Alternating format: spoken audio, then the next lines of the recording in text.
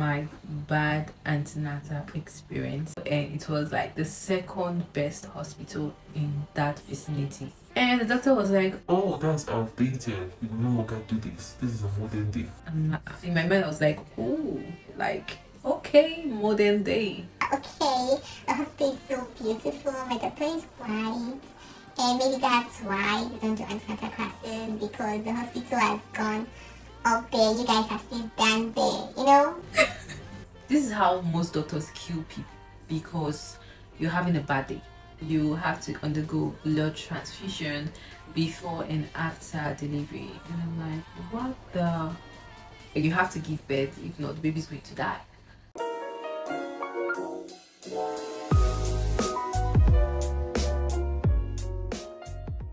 Hey loves, it's Nima here.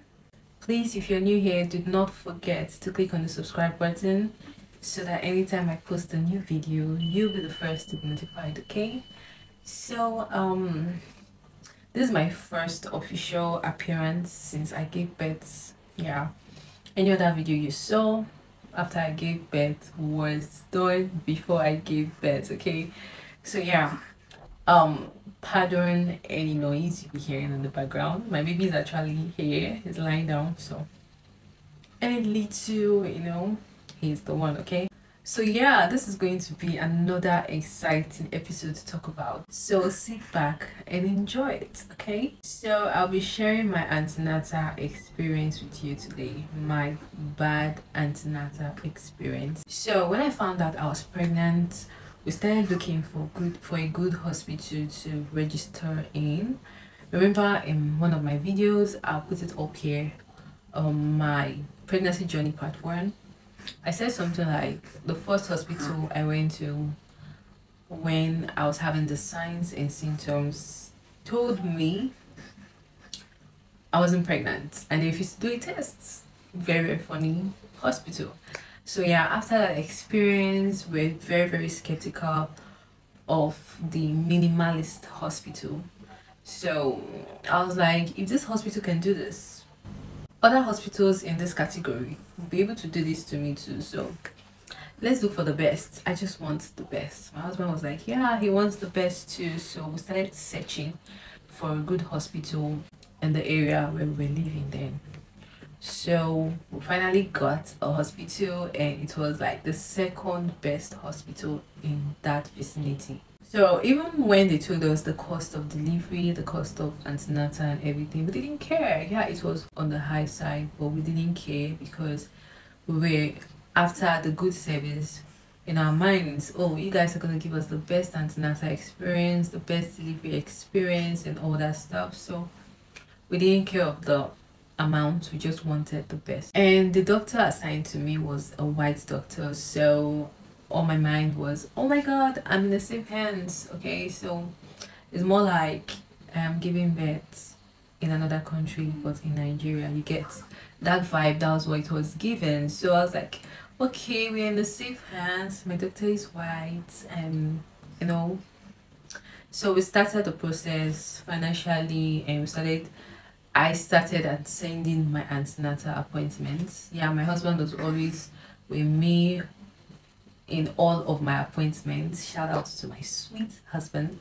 So yeah, when I use the word we, yeah, the both of us will be going to my antenatal appointments. So 5 months into my appointment, I asked my doctor about general antenatal classes, you know, those classes where a matron or a nurse will come and, you know, you see all the pregnant women seated and they'll start teaching stuff.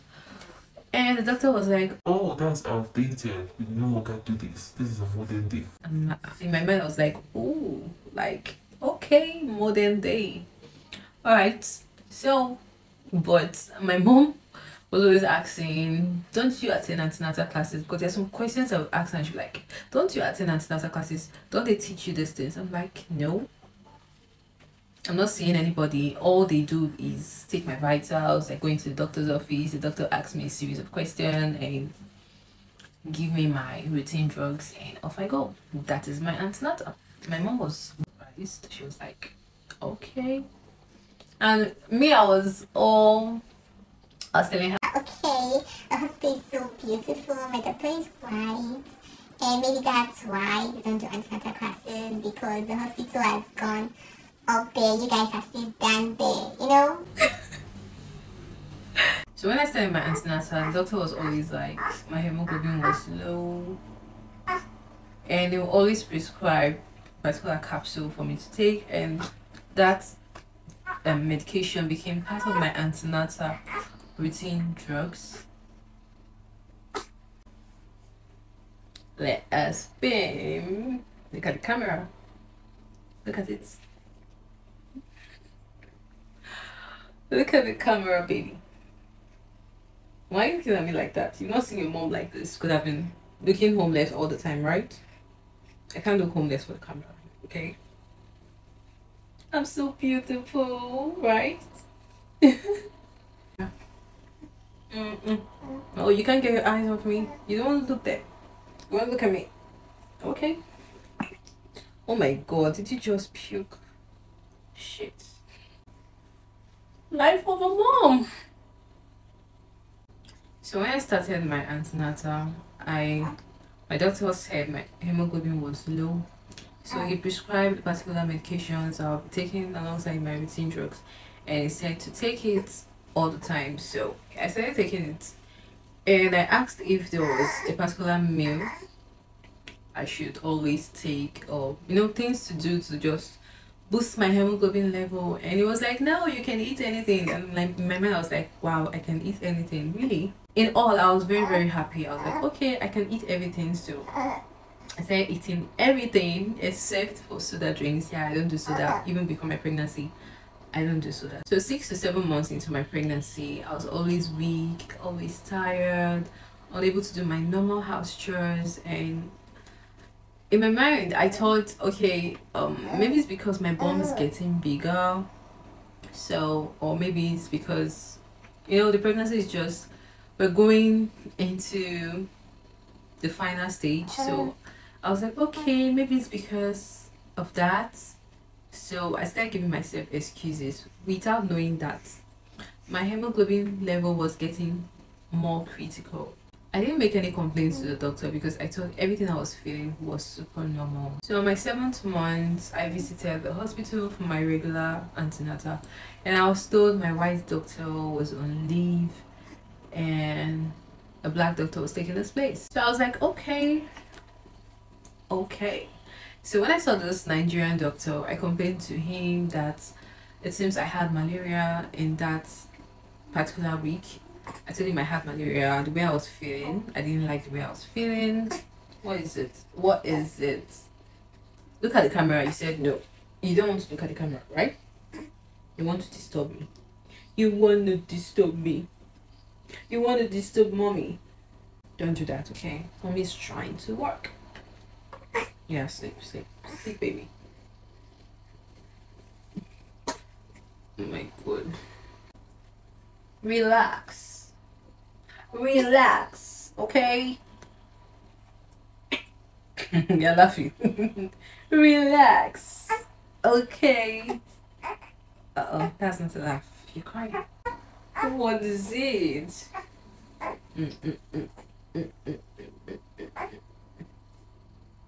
Sorry for the back and forth, guys. So when I saw this black doctor, I complained to him that it's likely I had malaria.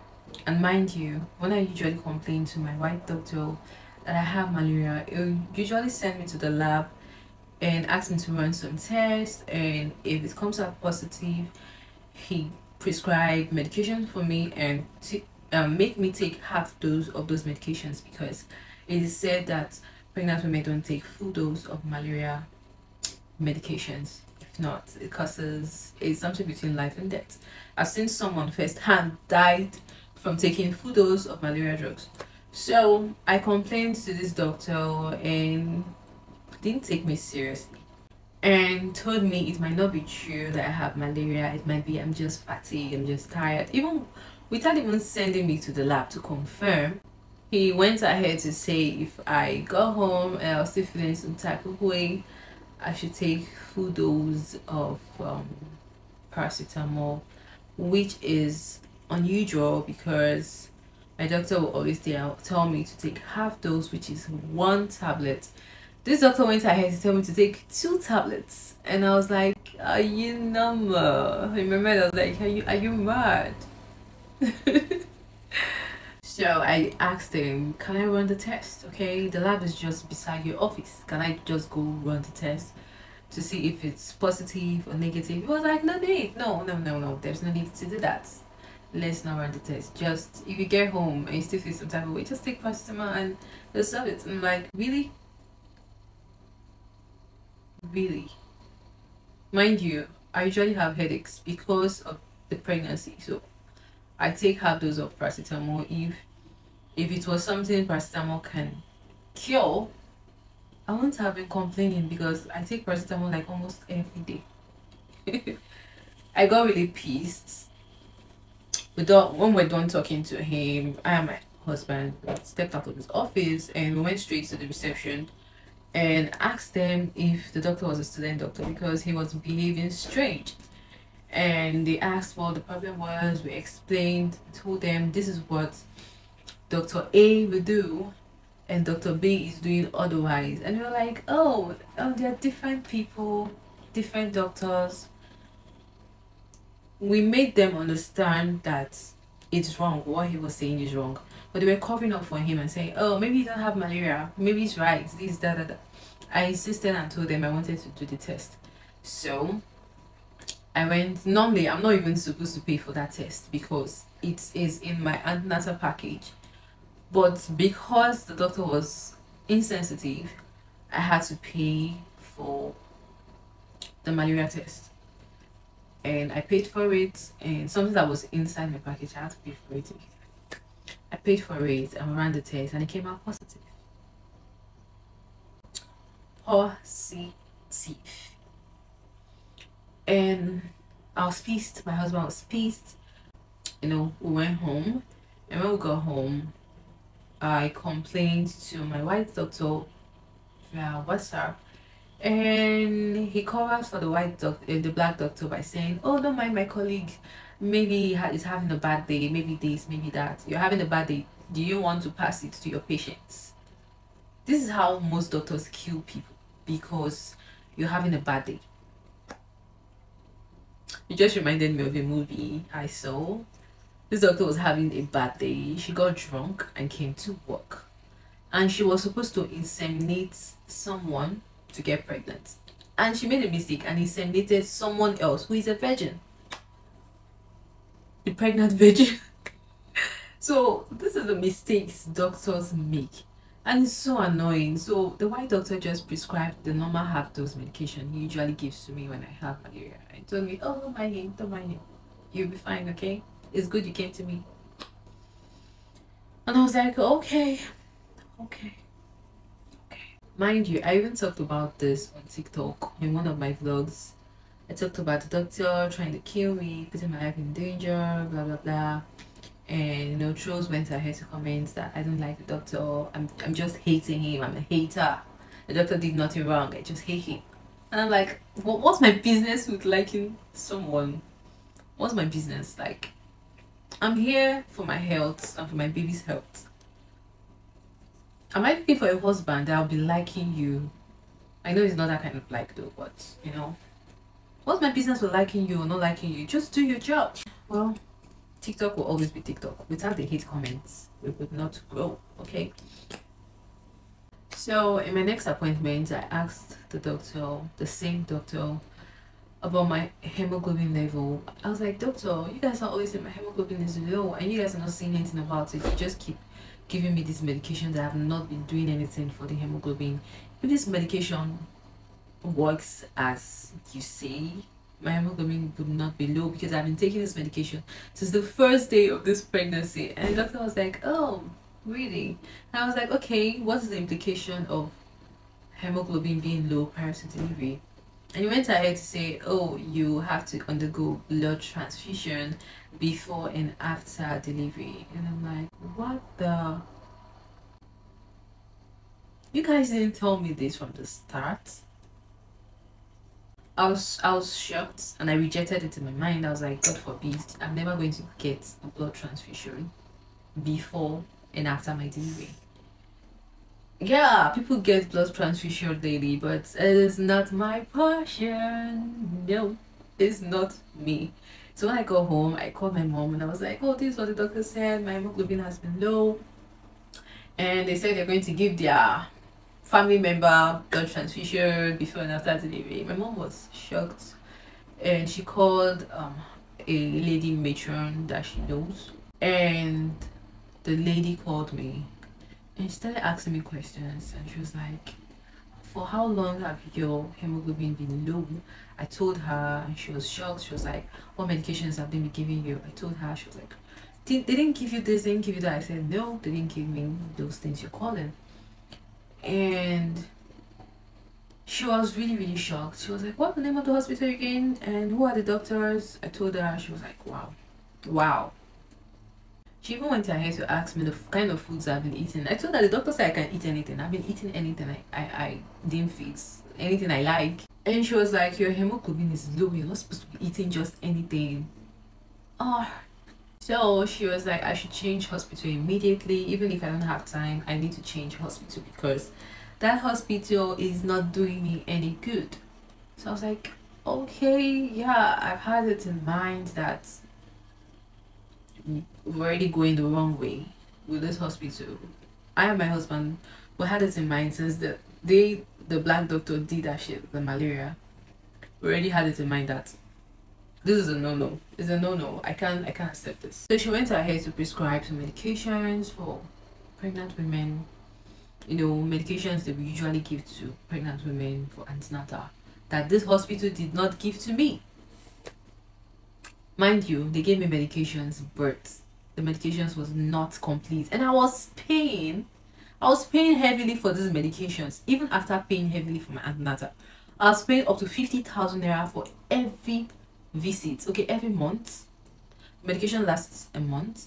For every month, I'll pay 50k for just one box of medications. And it didn't even entail everything. I was so pissed when this lady told me, you're not taking everything you're supposed to take as a pregnant woman for your routine drug. I was like, oh my god, I've been wasting money. So she went ahead to prescribe medications and foods that I should eat, things like beetroot, snail, spinach, vegetables, you know, pumpkin leaf. Like, she was like, you are supposed to eat these foods like every day, like your life depends on it to boost your hemoglobin. You're supposed to have started during the pregnancy because you have hemoglobin issues. So I started eating these things like my life depended on it, for real. So finally we searched for another hospital and a family friend came through and she recommended the hospital I gave birth in. So when we went there, they ran their tests on me and they gave me the shocking news of my life. The hospital I was coming from, where the doctor was telling me gibberish, my last visit to that hospital was on a Thursday, and I even asked the doctor questions. They ran tests on me, and after all the tests, the doctor certified that I was fine, my baby was fine, and see me in 2 weeks time. And I'm like, 2 weeks? I'm a bit confused here because I'm up to the point where I should be seeing the doctor every single week or even twice a week, and you're telling me see me in 2 weeks. And I'm like, okay, who am I to argue with you? No problem. But in my head, I know if I had complained, all this is I'm telling you guys, if I had complained, that hospital would have seen me as problematic. But it's my right, I'm paying heavily for it. So, you know, I visited the new hospital 3 days after the Nigerian doctor told me what he told me, Thursday and Monday. So yeah, I visited the old hospital on Thursday and the new hospital on a Monday. So the lady doctor in the new hospital told me my hemoglobin level was critically low and it was dangerous. Like my hemoglobin level was in a danger zone. And she went ahead to, you know, ask me why the doctor from the hospital I was coming from didn't tell me this, and didn't prescribe things to really boost it up, and foods to, the same thing the matron was telling me. That was what the lady doctor in the new hospital was telling me, and I'm like, okay, I'm sorry, but it is what it is. They are just like that. I don't use cussing words on this video, but in my head, I'm like, they just stupid like that. But they're just like that. So she even went ahead to tell me my amniotic fluid, like the baby's amniotic fluid, was draining, like it was coming down, and they ran some tests on me, sent me to scan and all that. So she was like, okay, come back next week Monday, and she will look into my case before I come on Monday. And mind you, the other doctor said, see you in 2 weeks time, see me in 2 weeks time. Oh my god. And something is going on the inside of me. You're telling me see me in 2 weeks time. Okay. Funny enough, the new hospital I went to wasn't as beautiful, let me use the word, as aesthetically pleasing as the old one. Like, why is Lagos like this? Most things in Lagos are just packaged nonsense. You call it the second best hospital, but yet this is what people go through. Like, yeah, most people might not have any bad thing to say about the hospital, but why am I the only one having bad experiences with these people? And the new hospital wasn't even as beautiful as that, but it was very gigantic.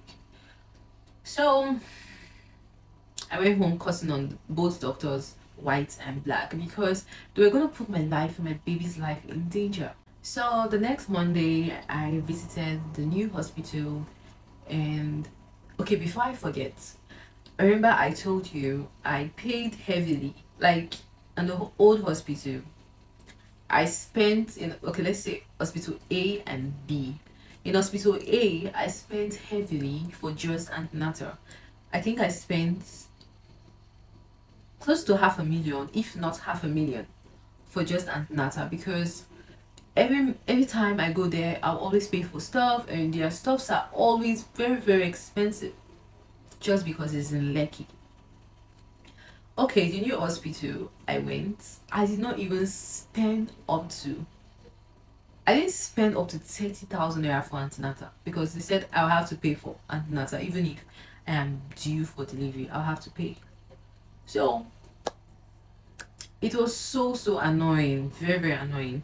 So on the Monday I visited the new hospital. They checked me, ran all the tests again, and this time they told me, madam, the baby's amniotic fluid is finished. Like, there is no water holding this baby. Like, you have to give birth, if not the baby's going to die. And in my mind I'm like, I came for antenatal, I did not come for delivery, because I'm just 37 weeks pregnant. And hospital A, Yoruba accent.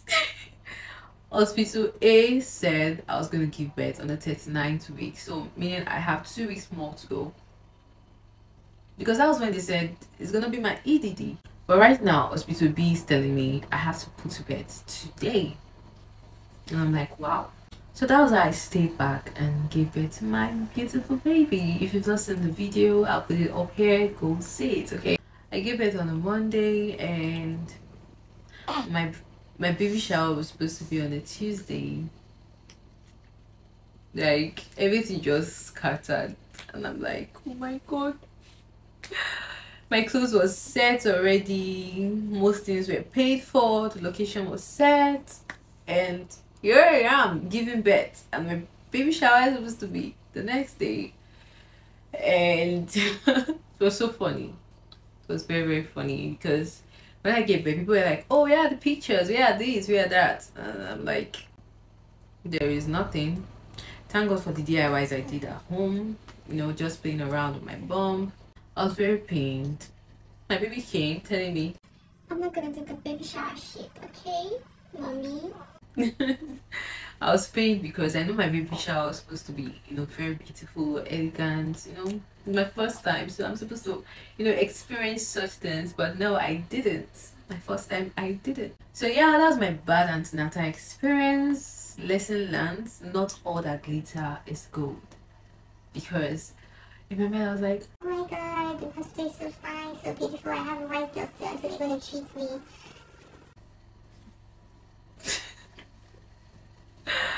And at the end of the day, I found myself in a place where it's not bad though, but you know, it's not bad.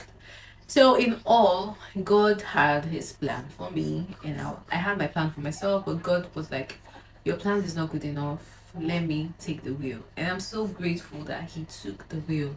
I'm so thankful. I'm thankful for my beautiful baby that came out alive and healthy. My beautiful baby boy. Yeah, it's a boy. I'm thankful for the hospital I gave birth in. They were super nice. They were very, very nice to me. And you know, they were good. They were super cool. So yeah, that is the end of my video. If you enjoyed this video, please give it a thumbs up.